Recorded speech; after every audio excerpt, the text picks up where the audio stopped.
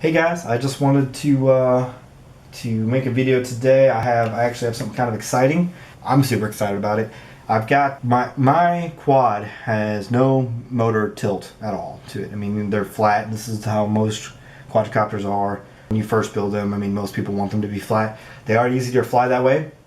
They can hover more and you can work on that. But the drawback is, you know, if you want to hit full speed, you really have to angle your quad like a ridiculous amount just to get it to reach its full potential. When your throttle's all the way down and you're just trying to go straight away like as fast as you can, you have to put such a pitch on your quad that it makes it to where your camera is going to mostly be staring at the ground.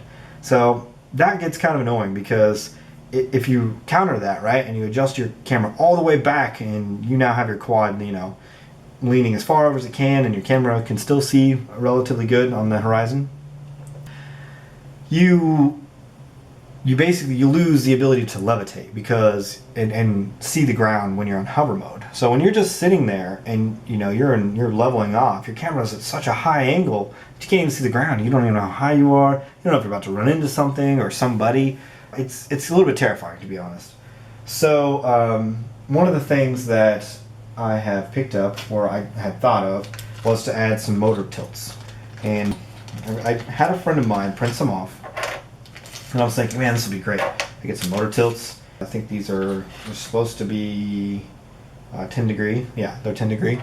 So these motor tilts, which you can see here, you'll probably find on whatever popular website you go to hunt for to print off 3D print things. It's very common. I don't know if it'll focus on that or not.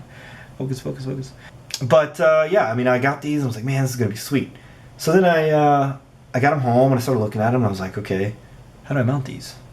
I mean, I see that they've got some divots here for some where you would probably screw something in down below, and then they've got obviously the motor mount holes there and the centerpiece for your center rod on your motor to stick through, which like this one does. I don't know if you can see that there, like that.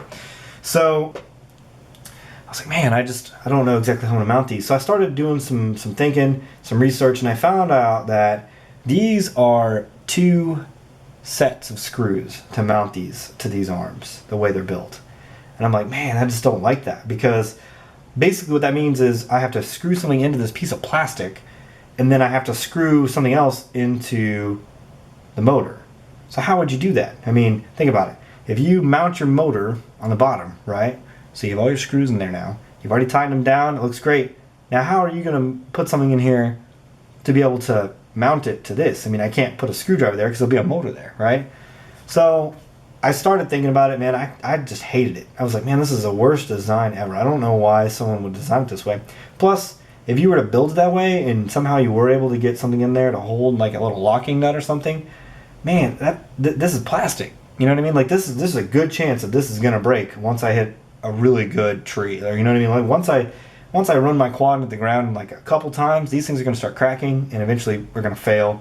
I just don't like the idea. I mean, even if it cracks, it failed. I mean, I can't do anything if this cracks. If this cracks, my quad motor has so much torque, it's just going to make it a lot worse. I mean, it's either going to strip it right off, it's going to tear the top of this thing off, or split it right at the crack, or it's going to be loose enough to where this thing isn't going to be sturdy, which is also not a good thing. I mean, that's just going to leave my quad pretty much unflyable. So it's like, man, I need to find something that makes sense. I was forced to go out and pick up something from a little website called HoverThings. I'll put the link in the description, hoverthings.com. One of the things I find annoying in review videos is the lack of showing like the product up close. What exactly are you buying? You know what I mean? This is a printed part, but if you look at it, it's very well done. I mean, it's got like a gloss coating on the front, and when you flip it over, it's got some type of textured surface. So you probably want this to be on maybe your arm, on the arm side of things. And there's also, as you can see in the video, there's a notch, and that on both sides. Let's flip it over here. There's a notch here too. That's so you can line up your mounts. You're not supposed to mount them this way. You're supposed to mount them this way. And what you would do is you would have the arm in between there, and that would keep your screws straight into the frame. So let's put them on. One of the things I didn't anticipate while mounting these tilts was how many moving parts there actually were and how difficult this was going to be. One thing that I finally decided to do was just lay the bolts down on the table, slide the bottom mount over the top of the bolts, align them the way they're supposed to be, slide the arm on top of that, and then the top mount on top of that, and then attempt to set up the motor. What you really want to do is get the first two teeth to grip the motor threading, and then kind of just let them barely hang in there and adjust the tilts to make sure they are straight for the quad. If these are not straight, you'll have all kinds of issues, and it's very important. You might want to use a ruler when you do this part if you don't have something that has predefined lines like this pad that I have here. This part of the tutorial is going to show you how to adjust your Naze 32 flight controller for the forward pitch by your HoverThings tilted motor mounts.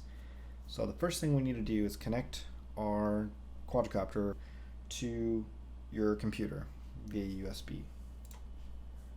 And then we'll need to open up Cleanflight, and then we'll want to connect it through Cleanflight. Seems like it's working fine. And we'll need to go to the command line interface. Once we're in here, we need to run a simple command as follows.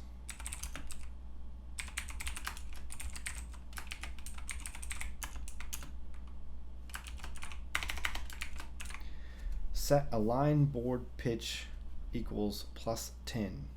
If you set that to negative, you'll have really crazy problems. So if you've set this and it doesn't seem to stick, or it doesn't seem to be working correctly, come back in here and run this command again. After every time you run a command inside the command line interface, you also need to run save. And it'll say save and rebooting, and we'll actually reboot the device with the new settings saved. Thanks for checking out my tutorial.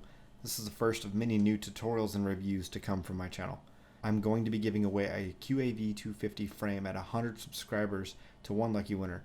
Once at 100 subscribers, I'll post a video and give details on how to win at that point. So if you want a chance to enter, please hit a thumbs up on this video and subscribe to my channel. I'll see you in the field.